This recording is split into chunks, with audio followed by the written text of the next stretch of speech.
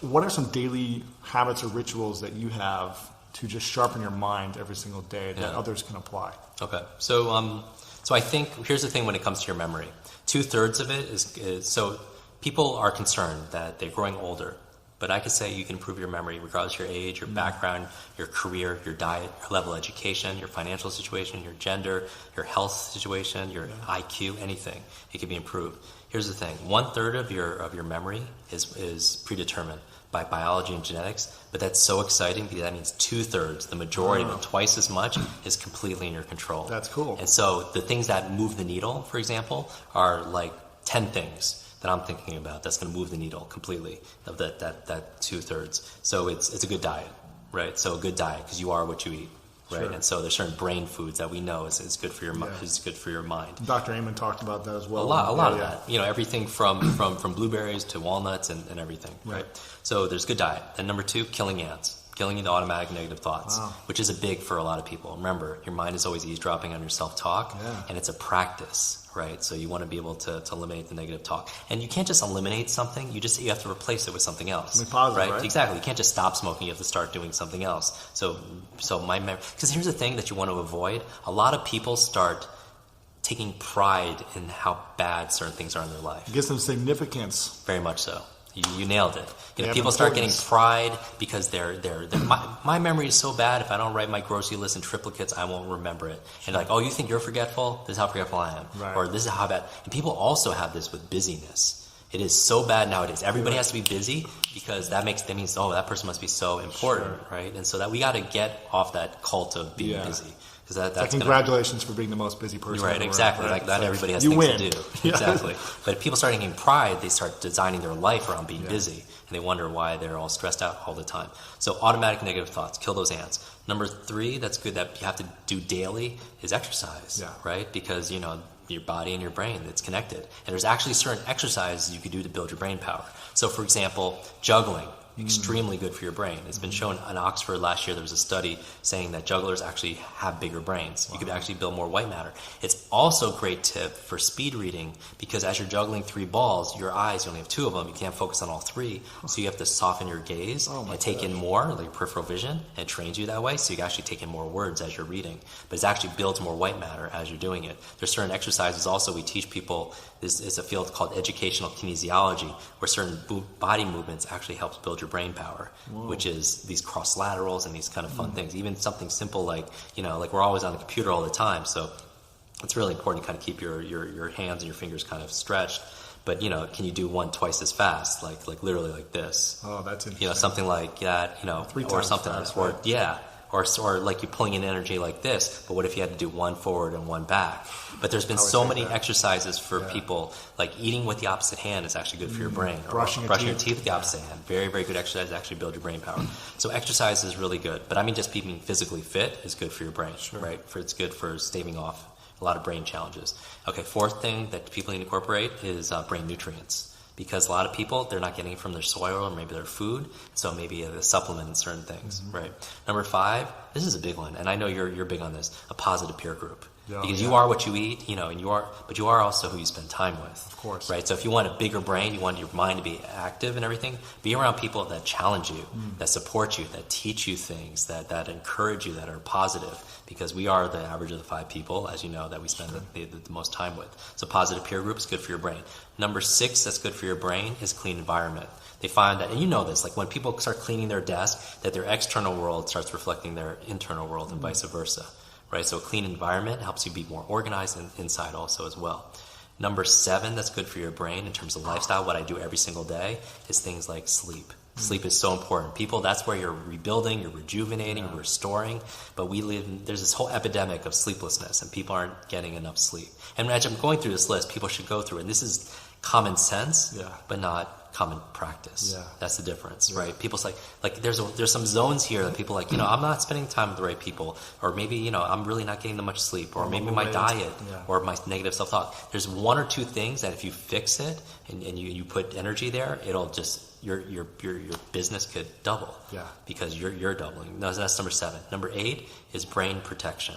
So important to protect your brain because, people who are accident prone or they're doing like a lot of extreme sports, they're active. You want to make sure you wear helmets and just, because your brain is resilient, but it's, this controls everything. If you smash it, you're done. My father 10 years ago got in a car accident and he's still recovering. He's not the same person. He can't work anymore.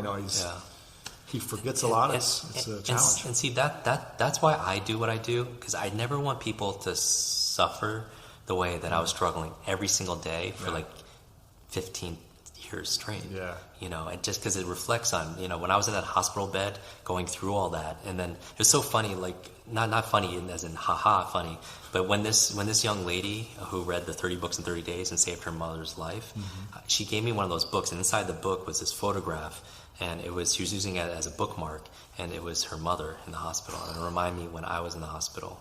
And so, take care of your brain. Yeah. Number 9 is new learnings. Learn something new every single day. Never let your head hit that pillow being the same as it was when I woke up, ever. Right? So listen to podcasts. Listening to podcasts. Talks, reading. Exactly. Watch your TED Talks. Take an online course or anything new learnings. Because here's the thing. We've learned more about your brain in the past 20 years than the previous 2,000 years. Yeah. And, according to science, neurogenesis, that your brain can create new brain cells even as it grows older.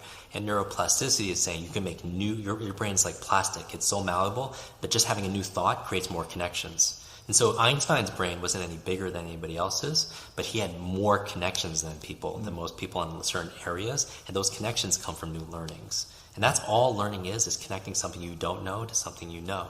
And making new connections like that. So always new learnings and always challenge yourself. And that's probably the most out of it. And then finally, number 10, what I try to practice every single day is stress management. So if you want to know what the biggest obstacle is for people's brains is stress. Stress creates cortisol, adrenaline in your body, and it's really good for fight or flight. It's not really good if you need to take a test. It's not really good if you need to study. It's not really if you have to read reports and journals and learn something brand new or learn a language. Because that'll shut down parts of your brain. Wow. So those are the 10 things that I focus on every single day. That's what's going to move the needle more than anything. That's really powerful information. Thanks for that. We've got 2 questions left, but I want to ask you before those final 2 questions, tell me about the whole X-Men experience you had. Were you coaching a whole X-Men group? Or? Yeah, so we have that photograph that's there with me in the cast, and the backstory for that, in terms of like a school of greatness. Speaking of school of greatness, is last year I had the privilege to go in and train the chairman of 20th Century Fox and his senior staff, about 20 people. And when going down the hallway, I was lit up because I would see all these movie posters. Because I became a kid again. Sure. Titanic and Star Wars and Aliens and Avatar. I'm just like, and I go in and I'm really great. Like I like to be like humble, but it was amazing. Like, sure. I mean, I got like everyone, they doubled their reading speed and their focus and all their memory. Amazing stuff. As a thank you, the chairman took me around the studio. It's a closed lot, but showed me all the movie sets and television sets. Wow. And I was lit up like a kid because I'm still that kid. And I think I was really great in that moment because I was like a child. I was playful and it was fun. I think that's the state you want to learn in. Anyway, when we were walking the studio, I saw this movie poster of the upcoming Wolverine movie with Hugh Jackman. And I'm a huge Hugh Jackman fan. Yeah. And he was like, I was like, I can't wait to see that movie. And he picked up, because it was coming out for a few weeks, he picked up the phone, and 5 minutes later, I'm in the Fox Theater with 3D glasses and popcorn, watching Hugh Jackman take out all these super ninjas. And it was awesome. And I'm the only one. And I'm just thinking, this is incredible. I had the control panel here and everything. I'm just thinking. And then afterwards, we're done. He picks me up, and he's like, how is the movie? Do some market research. I was like, this was amazing. And because I'm still like a 7-year-old, I go back and I tell him, you don't know this, but I grew up with these learning challenges that I don't tell a lot of people, and I couldn't read for 2 years, but I learned how to read by reading comic books. Wow. Because something about the pictures and the stories really made sense to me.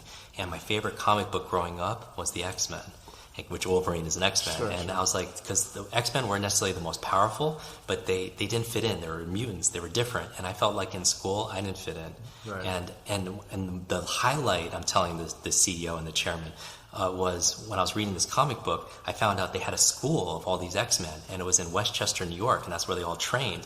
the school of greatness, if you will. Sure. And I grew up in Westchester, New York. Wow. So I told him this, and this is a true story. When I was 7 and 8 years old, on the weekends, I would ride my little bike around my neighborhood trying to find that school.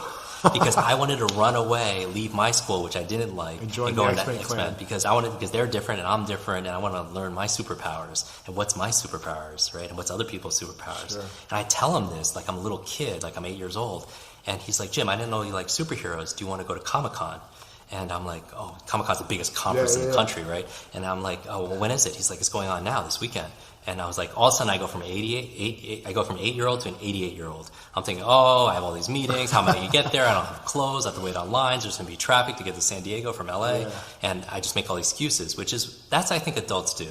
We become critics and we become, like squelchers of our own dreams sometime. Yeah. And he looks at me, he's like, Jim, do you want to go or not? I'm going tomorrow. I was like, oh, the chairman of Fox Studios going, yeah, I want to go with you. Yeah. So he picks me up the next morning, Saturday, 8 o'clock. And we don't drive down. We get on the Fox plane. And sweet. Yeah, and I get on the plane. You're flying like a superhero. Literally. And when I get on the plane, Louis, there's the entire, I kid you not, cast of X-Men on that plane.